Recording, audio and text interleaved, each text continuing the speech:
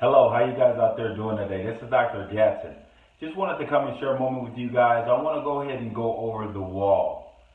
I want to talk about sometimes when we hit these walls.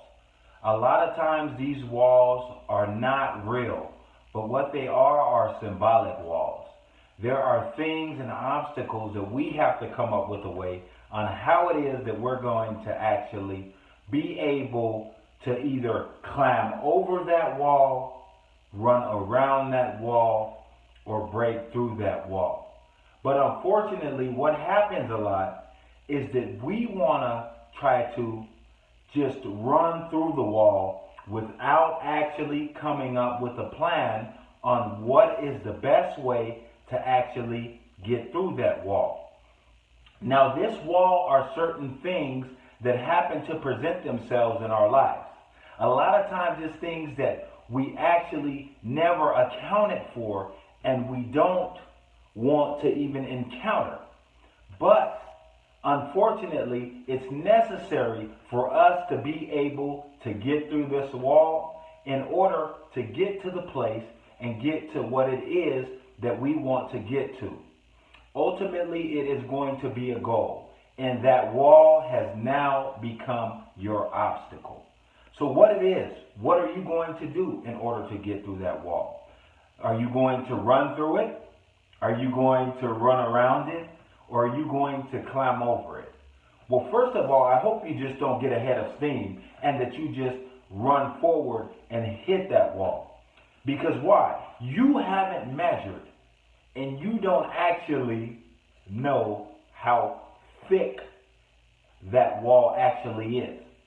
And that wall can be only an inch thick, or it can actually be several feet thick. So in other words, if it happens to be several feet thick, then when you hit that wall is going to feel like it has hit you back. Or if it is thin and only about an inch thick, or a couple centimeters thick, when you hit that wall, you'll be able to run right through it. Or let's think about it. Let's think if the wall is huge and it's wide and you haven't judged and you say, I got this figured out. All I'm going to do is just follow this wall to the right or to the left all the way to the end. And before I know it, I will come to the end of the wall and I will just walk around it. And guess what? It will not be an obstacle. But what happens if that wall is only 5 feet wide? Okay, no problem. Light work. It's easy. But what happens if that wall is 100 miles wide? Now, it's going to be very difficult for you to make it to the end of that wall. And if you actually do make it to the end of the wall, guess what? You're going to be tired, you're going to be worn out, and you're not going to have the energy to continue to do what it is that you're called to do. So, okay, yeah, I know, you guys are thinking, you got it out there. Okay, you're just going to run up to the wall, scale it, and climb over it, right? That sounds like a great plan if the wall is only about 4 feet or 5 feet tall. But what happens if the wall is 100 feet tall? You're going to run up to that wall, try to scale it to the highest point that you can get, and then you're going to lose your balance and your bearing, and you're going to fall back. And in doing so, you're probably going to end up injured. Man, you have these three choices. These three choices that you can do to get over this wall. And unfortunately, with these three choices, there is a chance that things can become real difficult and real problematic very quickly. Okay, welcome to real life.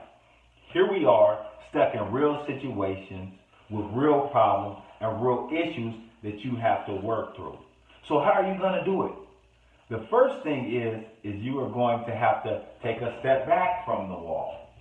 And now that you take a step back from the wall, look around and take a visual measurement of the wall. What exactly is it? How does the wall actually present? Is the wall very wide?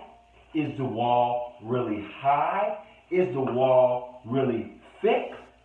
Now that you know the dimensions of the wall, it is much easier for you to come up with a plan of attack. Sometimes in your life, you are going to face the wall. But you have to step back and you have to think for a while. You have to analyze, and then you have to come up with a plan. Because you do not want to let the wall beat you, kill you, or stop your momentum. Why? Because you're called to greatness and you're called to do things. So the next time that you run into that wall in your life, take a step back, take a strong look, come up with a plan, and then go full forward. You can do it. It's your time. It's your moment. Take care of yourself so that you can take care of others.